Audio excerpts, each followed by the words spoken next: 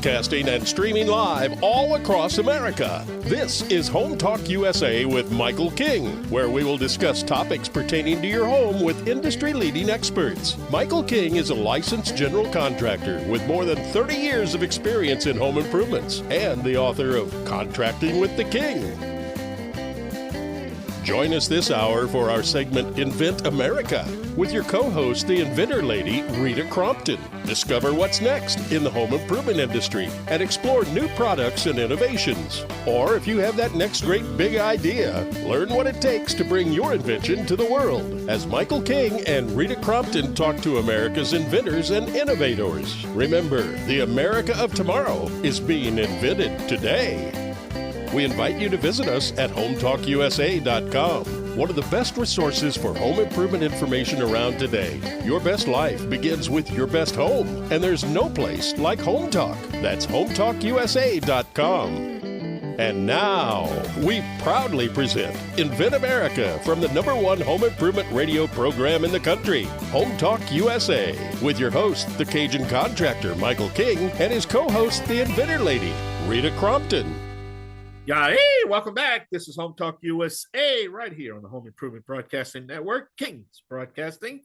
I want to welcome all of you for Hour 2. This is the Invent America show, part of the Home Talk USA family. I'd like to invite right now my co-hosts, the Inventor lady herself, Rita Crompton. Hey, Miss Rita, how you doing? I'm fine. How are you today?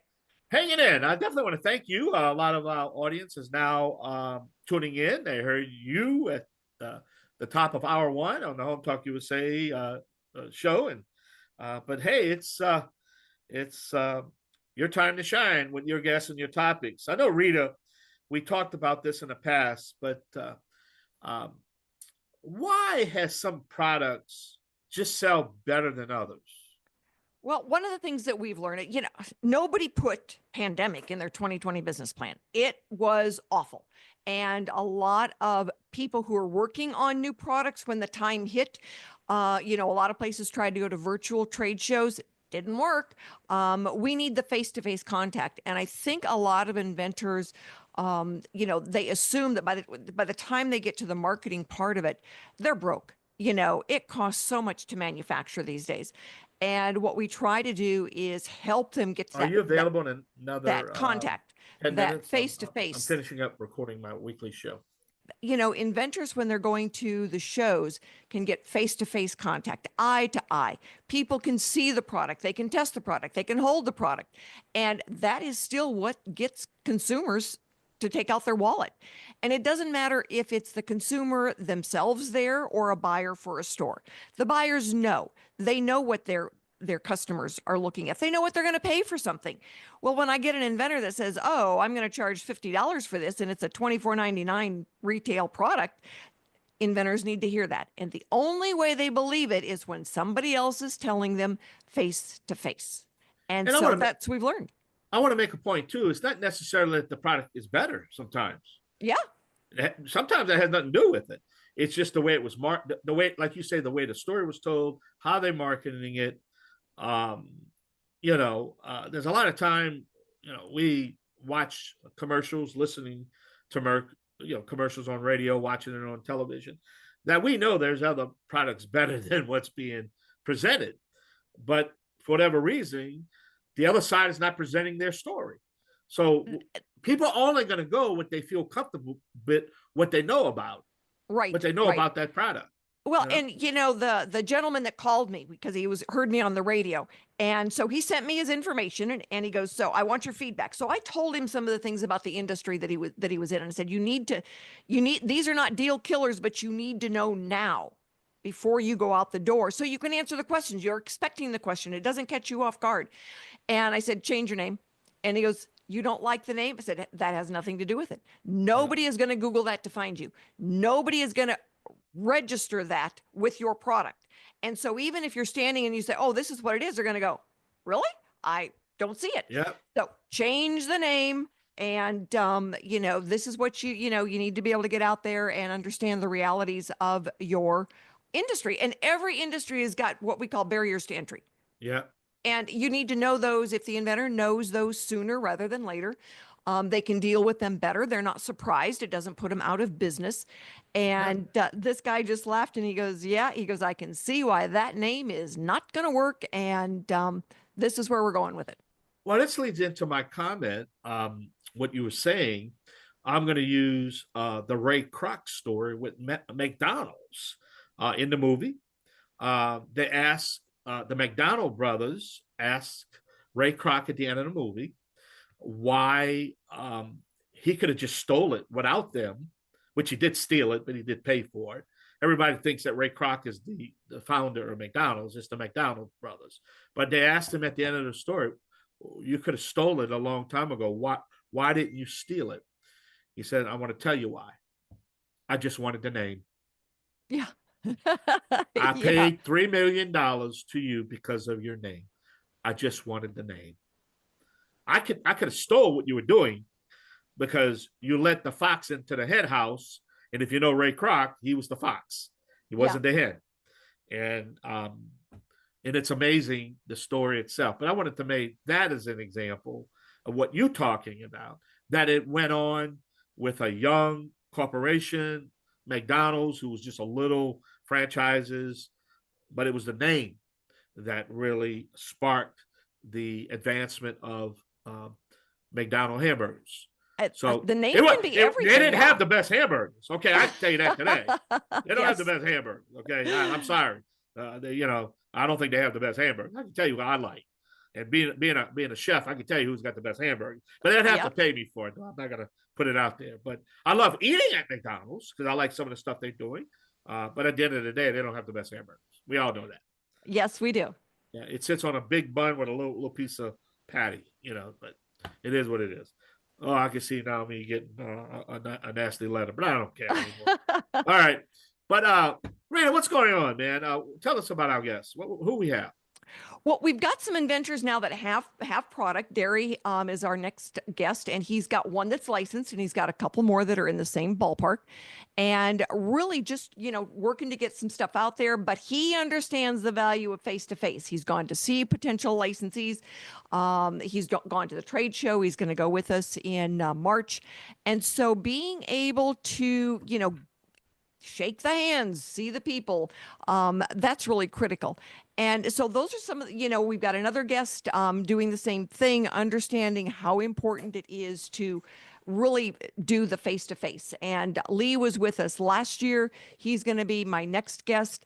And he doubled his sales in 6 months using one of the providers out there that we met. So those are some of the things that we're going to be talking about, is just how important it is to have the face-to-face.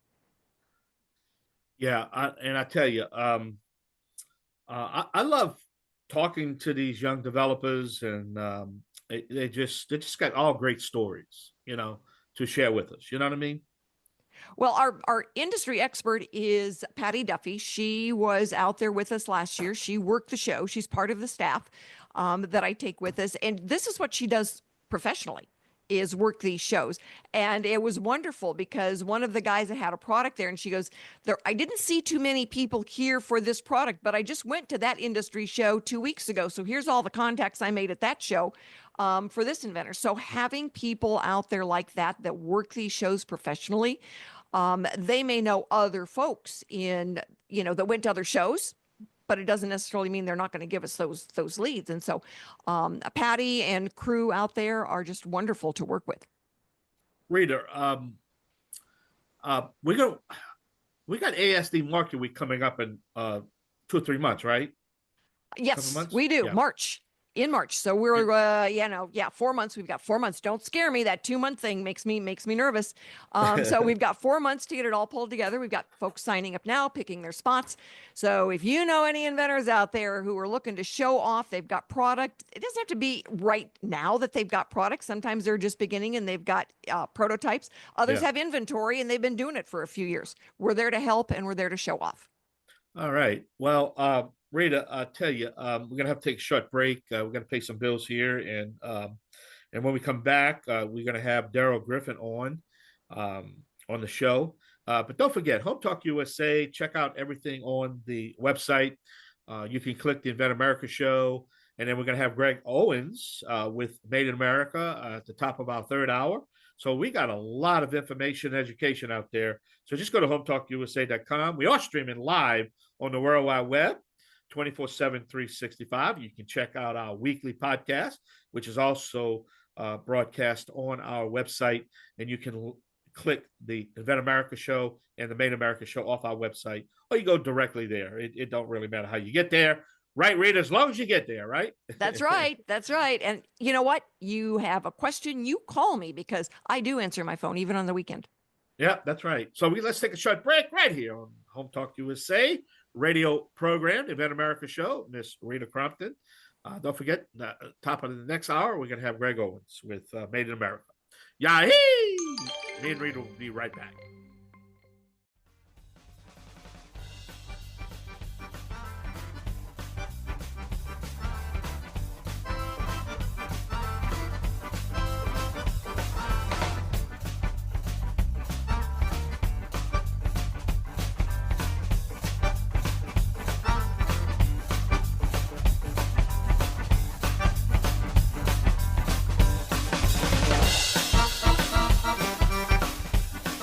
Hey, welcome back. This is Home Talk USA, the Invent America show. Don't forget that this segment of the show is sponsored by Trimmer Slab. Need to replace those rotten missing wood found in driveways, sidewalks, install incredibly fast, looks great, can be removed. It's trimmerslab.com. Rita, who's our first guest? Our first guest today is Derry Griffin. He is a contractor, builder, construction guy out in California. I have to be really careful when I call him because he's usually up on a roof and using his prototypes and his tools that he has invented. And I've known Derry for, Derry, 5 years now. You've gone to several shows with us, getting ready to go to ASD Market Week again, licensed one of your products last year. And one more patent has issued and another one is due to issue anytime. So with that in mind, all right, tell everybody what you have invented so they know. What have I not invented? That would be. We've only got a few minutes here, my dear. Okay, so I've invented a line of products that I believe will make life easier for contractors in the field. Little devices that just help you on a ladder, basically all designed with safety in mind, I guess, and convenience. So what have I designed? A caulk gun holster, basic tool that every contractor in every field uses a caulk gun. Yet there is no device to keep it attached and within reach on your body so that it doesn't fall off a ladder, etc. So I came up with that. What else? A same idea for spackle knives, caulking knives, whatever you want to call those. It's always been a problem, at least for me personally, whereas you've got it stuffed in a pocket, you got it here, you got it there, it's falling off a ladder. So I came up with another holster that they just magnetically attach to your body so they're always within reach and safe, basically safe and protected. The wheelbarrow, free-wheel wheelbarrow. Yeah. Coming soon. Okay, wheelbarrow that can just go over steps, bumps. It's just an easier wheelbarrow to use on a rough surface on hilly terrain. And what was the other one, Rita? I forgot to say. It's the cap. Yeah. Oh my goodness, the cap. You know, I think that was your first one. And about then I was doing all kinds of spackle and had caulking guns, and every morning I'd get up and go do stuff, and the stuff would leak all over and make me cranky. Right, I was surprised that was actually the easiest patent to get. It's simply a retractable caulking cap. It attaches to the gun, so it's always on the gun, within reach, but out of the way when you don't need it. And amazingly, yes, I got that patent and I licensed that product. And someday I might actually get paid for that. Yes, so, they're always a work in progress, and getting it out there and getting people used to seeing it. So, that brings me to my question. It's like, you have found that the face-to-face demos gets more attention. It gets more people excited than trying to do it with just a video or something on social media. It's not that social media doesn't have a place, but introducing it for a new product is really not productive. Well, I think that people who go to trade shows go there for a reason. They're the type of people who need to feel, touch, and talk directly with the manufacturers, the inventors, whoever's involved in that particular product.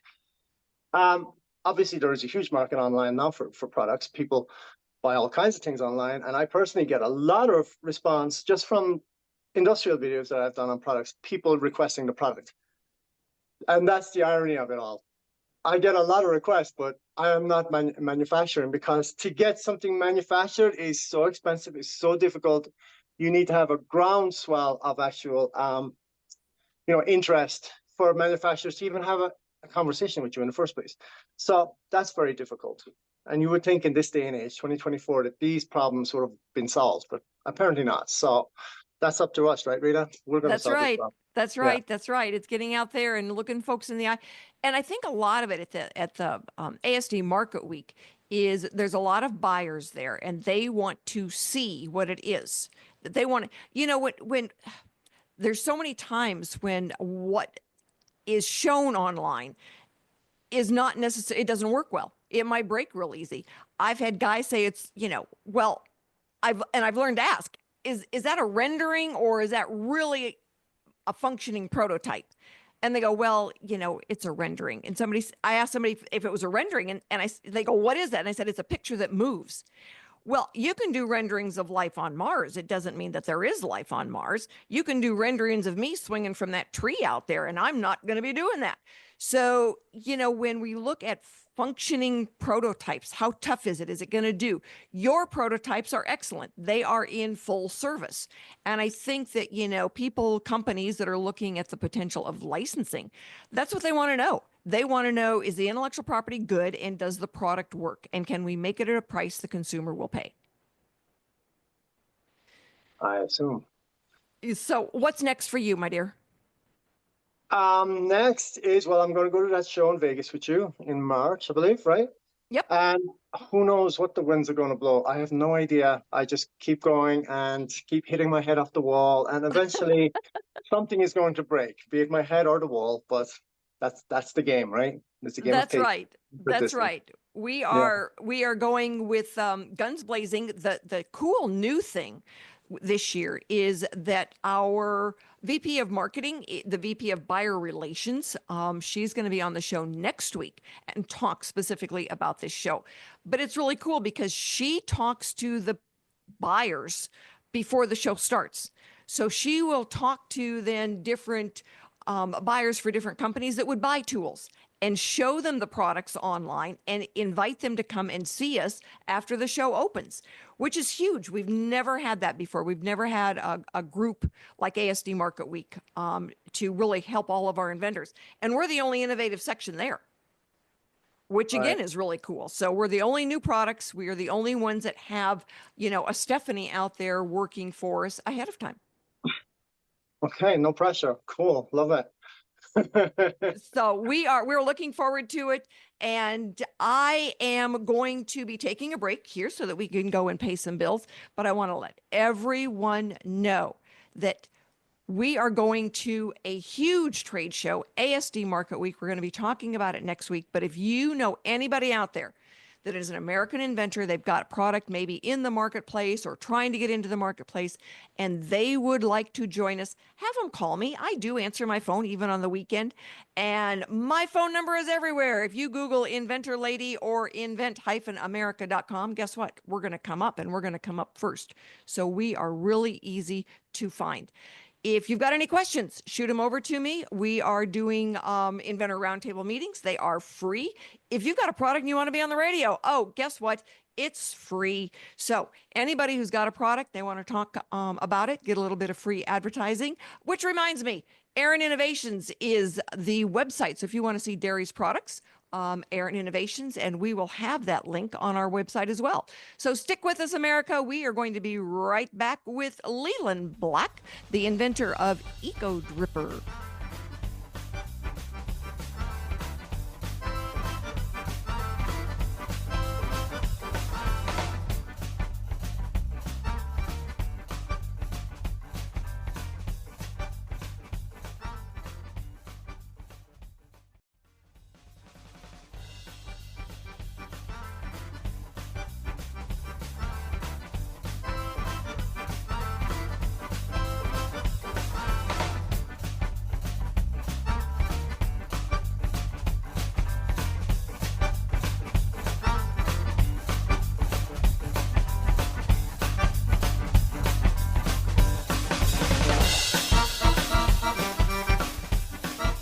Hello, everyone. Thanks so much for being with us for this segment of Invent America. And this segment is sponsored by Lab. Need to replace rotten or missing wood that we often find in our driveways, sidewalks, and decks? It installs easily and incredibly fast, looks great, and can be removed. It's Lab, and you can find trimislab.com for some more information. So my next guest is Leland Black, and he is the inventor of Eco Dripper. Eco Dripper went with us to ASD Market Week last year. Then he started selling some more online. Very cool product. And all of your plants will be able to drink their own amount of water. I would stop killing things because I overwater. Leland, please tell everybody how to rescue their indoor plants. All right. Well, the first thing I like to start with is I like to educate people, because education lets them understand what they're dealing with and then how my product works. So the first thing is, did you know that your plant roots have the same suction as a vacuum cleaner? I had a water department said they did the test, and they said those plant roots have to pull water through 3 inches of dirt and the same CFMs as your vacuum cleaner to get that water. So that's how, or the process I'm going to make my product work. Second, then, my product creates a pond of water inside, kind of like your dog water device, and the bottle decides the height of the pond. And when those roots are thirsty, it will siphon the water off the top of that pond, up 3/8 of an inch, and then down into the soil. So it is not a gravity flow or a drip system. That's how simple this product works. That's amazing, because I don't think that most people realize that different plants take different amounts of water. They go around and they just water everything. And a succulent, you water it the same way you do your petunias, you're going to kill it. Yeah, they call it Watering Wednesday. I have to laugh about Watering Wednesday. But I have a plant I take to the shows. I have 2 of them, actually. And one I have on the front that I explain how it works and whatever. But then I got one behind me with the camouflage on the bottle to show I can make it disappear. And I tell them that the front plant that I use takes only a week and a half to drain a 20-ounce bottle, but the one behind me takes 3 weeks. So it's totally upon the plant. Wow, that's so amazing. So how long have you been selling Eco Dripper? About 1.5 years now. All right. So what have you found that helps you get someone's attention? I've tried talk media, which is TikTok. I've done people that are on Instagram, and they show people how to grow pots and plants. And I've tried so many different industries, and it's so hard to sell Eco Dripper unless they understand the teaching, the education before you advertise your product. And so I went to Amazon with a company called Eva, which I got at the ASD show last year, which I'm very grateful. That's the contact that I use right now. And those people, we've learned from the last year what not to do. Let's put it that way. They've taken my product. Oh, I can sell that, no problem. And we finally got to where I had to do a video of me at my stand selling the product, explaining the root system and everything. And we finally put it on Amazon, and it finally picked up. But excellent. We had to learn that selling your product with an education, not just selling your product, was a big difference. Yes. And that goes back to the idea that, you've got to be face to face. You've got to, understand the buyer. And when you this is a classic, because you solved a problem they didn't really know they had or that they understood. So correct. Unfortunately, you got to spend a lot of money to educate them. Mm-hmm. So that they now start understanding. It's like it would be cheaper to buy, 3 or 4 Eco Drippers than to keep replacing the house plants every year. I sold 2 Eco Drippers to a lady in 2 bottles, and she came back 2 weeks later and bought 20 more. And she's like, I got to have them. They work. Yeah. That's got to talk well about, the whole idea that they work. Yeah. I had another lady come. She says, I'm kind of learning how to water plants and keep mine alive. And I said, I can make you an expert today. Let me show you how. And when I got done, she's like, you're right. That makes us an expert. I said, see, it's that easy. Yep. So where can our listeners go and find Eco Dripper? Right now, they can go to Amazon. And on Amazon, you get your better deal out of everybody, because I got 3-packs and 5-packs, which will give them the best deal, even better than me at the show. And then I got ecodripper.com. So those are the 2 places they go. And so what's next for you? What do you, I know you've talked about the fact that you've got other products, but what's next for Eco Dripper? What's your goal? What are you trying to do? Well, after dealing with everything I have, I'm going to stick to little shows, little trade, going to that I can afford. But it's, of course, dependent on my investor. And that's been the hard part, is finding the money to keep doing that. But little shows, and then pushing Amazon more than anything, because that has been our best success we've ever had. Even though they take their pricing, I actually figured it out. I have Intermountain Farmers here in Utah, and I got it into all their stores, which is 23 stores. And I make the same amount of money per Eco Dripper as selling to Intermountain Farmers that I do on Amazon. So I'm like, well, what's the difference? Amazon, I'm over the whole, Utah, USA, Canada, and Mexico. Why wouldn't I do that instead of worrying about going to more IFAs, Intermountain Farmers? Right. So you are manufacturing yourself, correct? Absolutely. Yep. Have you ever thought about licensing? We do. We have. It's just trying to find the money to do that. And so I need to sit down with you and see how and what it works with you and try to do that. And I want to do that on my new product coming up. I'm actually today finishing some of the parts and pieces for it. I think you're going to love it. So yes, I definitely want to do that with you. So. All right. Well, we're going to talk this week about some of those next steps, and we'll take it from there. So everybody, kind of we fill in the blank spots. The difference between manufacturing and selling yourself is you got to do all the selling. And it's hard when you're a little guy. When we license it, somebody else is going to make it, sell it, and send you a royalty check. So that's Derry, who was on just before you. He went out the door with, let me make a few. So he actually had a mold made for the first one he licensed. And when we licensed it, the company actually paid to have the mold moved to the USA. Wow. It was in Mexico. So they paid to have it moved. Yeah, I would so license right now then the way that sounds, because I've never done that. I've never really understood it. But yeah, when you talk licensing, I am all for licensing right now. I told somebody the other day, if I could have somebody take my product and totally take over the whole sales of this and I manufacture it, I'd be a happy man. So well, licensing, they actually even take over the manufacturing. And they pay to fight any infringement. If somebody infringes on you, they pay for the product liability insurance. Yeah. And they just send you a royalty check. So that is one Let's thing. Let's talk about it. Yeah. Okay. A lot of inventors are shooting for that as they move on, because like you, they've got other ideas. Derry's doesn't even have a sexy prototype yet for the wheelbarrow, but he's working on it, getting it out there. And so he had to work on his. I think I actually met him in Utah when I was out there one time. He drove in from California to meet me when I was out there, and he was just getting started, and that was 5-6 years ago. So we just met last year. So, we've got some ground to cover then.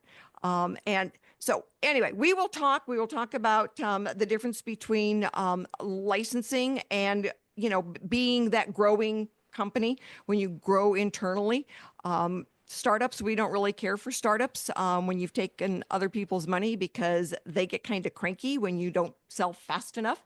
We're going to have you back on. We're going to sell some of those Eco Drippers. So anybody out there who wants an Eco Dripper and you want to see what's going on, ecodripper.com. Very cool product. And as we've learned today, your plants drink differently than humans do. And so where somebody wants a gallon of water a day, somebody else wants just one water bottle. So plants are the same way. And so if you don't want to kill your plant or have them dry up, that tends to be my problem, either overwatering or underwatering. Eco Dripper is the product that you want to get your hands on. And I am sure that Lee has got a full inventory and he can fill any orders out there. And we're going to help you do that, Lee.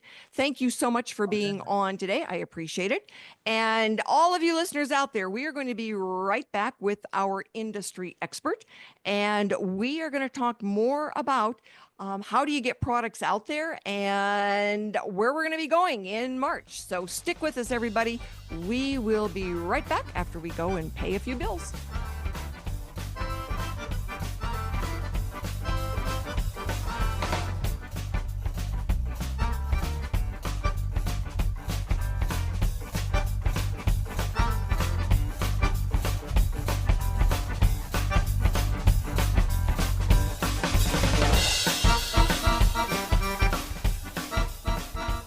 Would you like to host your own radio program or podcast? Park City Productions 06604 is a Bridgeport, Connecticut-based radio broadcast solutions company. Follow us on Instagram, like us on Facebook, and subscribe to our YouTube channel. That's Park City Productions 06604. Call us at 203-522-8801.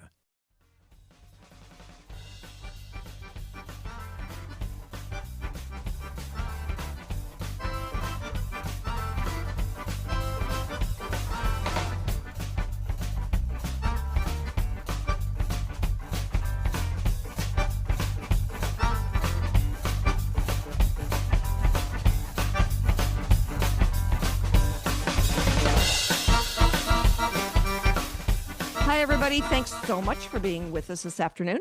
This segment is brought to you by Bond Products. It is for the do-it-yourself carpet binding. There is only one InstaBind, bondproducts.com. Thank you so much for being with us. We have got our industry expert talk. We're talking today about why eye-to-eye contact, that old-fashioned shaking hands, talking to people face-to-face, is still the most valuable way of getting out there. In spite of social media and e-commerce and all that stuff that we count on, new products, you still need to get it out there. So, Patty, thanks so much for being with us today. I appreciate it. Tell everybody a little bit about yourself. Well, good morning, everybody. My name is Patty Duffy, and I was formerly Vice President of Sales and Marketing for a number of industries, but predominantly the food service industry.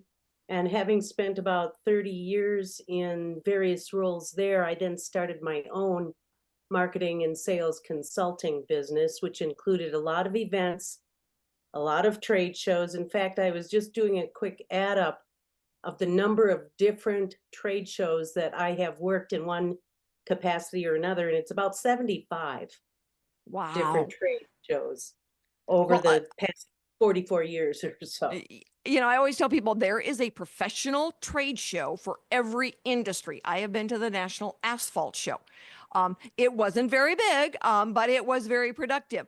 So when we're looking at those professional shows as opposed to a consumer show. So professional shows, it's, you know, somebody that's got, a role in buying or selling particular products, industries. They're not the consumer that wants to buy one. They're somebody that wants to buy a pallet.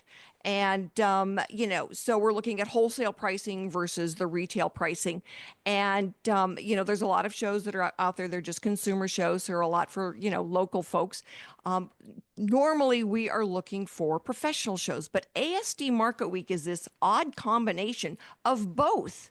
And so we can have people selling one or an entire pallet, which is so cool. And so, tell us what your experience has been over the years about the value of being face-to-face. I had a gut feel about this in my early years, but after I moved out to Las Vegas about 15 years ago and spent so much time in various aspects of trade shows, I see that it's the same everywhere. You're really dealing with human behavior, and human behavior, people like to make relationships. And whether you're an introvert or extrovert just tells you that you're going to do it at a little different pace, if you will. If you're an introvert and you're walking through a trade show, or if you're an introvert and you're working the trade show, you might take a slightly different approach. But in any event, extrovert or introvert, that eye contact is so critically important. And I must say that eye contact does not only apply to the person that's in the booth, but it's the person walking the aisles, and it's the person who's sort of scoping out, looking for leads. So you want to keep that in mind, that it's really a universal practice that really benefits the seller wherever you are. Well, there were so many of our inventors last year where they had one prototype. And I always think of Wendy with Float No More. And she had one prototype, and holy cow, she was really, protective of that one prototype. But she learned so much just by talking to people, having them hold it, showing what, and they didn't understand what it was when she was trying to do it on video. But as soon as they held it in their hands, all the lights went off, and think, oh wow, this is so cool. Well, by the time she left, she had people saying, when can I get a pallet of this for my store? And so she is just getting ready now to start manufacturing, pulling the trigger on 2,000 units, and she has already sold all of them. Good for her. I love those success stories. And that's a classic example of somebody who had a product that must be seen, must be felt to know what it's all about. And how do you get somebody to stop, even for a few seconds, to take a look at whether they want to see more about that product? It's eye contact. Yeah. So a lot of people will stand in their booths and they'll wait for somebody to come by and stop for a second in front of their booth, and then they, kind of grab their attention and so on. But my premise is that you need to be looking at those folks 6 or 8 feet out from the booth, because if they're walking down the aisle with a couple of friends and they're chatting, they're just going to walk right by you. But if you catch their eye when they're out there 10 feet or 12 feet or even 2 booths down, then they're much more apt to stop, again, because they see you're trying to make a personal relationship with them. So if you catch them for those first few seconds, then they're committed to spending at least enough time to see what your product is all about. It does make such a difference. And, people, it's always so funny because they'll say, well, do we have chairs and tables? Like, no, we're there to work. You need to think about it as, a Macy's or, a Target store where you're walking around and you're talking. So no, you don't get to sit down. And they always say, it's like, but, what if I need to sit down? It's like, then you leave the booth and go sit down, because then you're taking a break, which is fine. Everybody's got to take a break. But it's not in the booth. And, it's been so funny because I've had people coming back and say, okay, I was walking down the aisle and there was a difference between the booths where people were sitting down and using their phone and people who were standing up and trying to engage. Like you said, they're trying to engage and start a relationship with somebody that's walking by, and they said, thank you very much. Now we understand, because it does make a difference. And eye contact is not only important on getting them into the booth, but when they leave the booth, because if you've made a connection and you've got a smile in your eye and you've had some kind of interaction with them, they're going to leave the booth knowing how they felt. Whether they know the product or the person, they'll know how they felt. So if they come back, they say, oh, I remember that booth. I don't remember what the product was, but there was a really nice person there, someone I wanted to talk to, and they might just come back and see you a second time. That's for sure. The eye contact, the smile, the shaking the hand, it makes a difference. And so when we're going out there with those brand new products and nobody knows they exist, it's really important that, somebody can try it. They can touch it, feel it, hold it. If it's supposed to be heavy, why? And, that has been the wonderful thing that we have been experiencing all these years with trade shows. So next week, everybody, we are going to have the VP of Buyer Relations from ASD Market Week joining us. And we will be able to talk more about, exactly what we're doing out there. So tune in next week for this. Thank you so much for being with us today. And Patty, thank you very much for being our industry expert.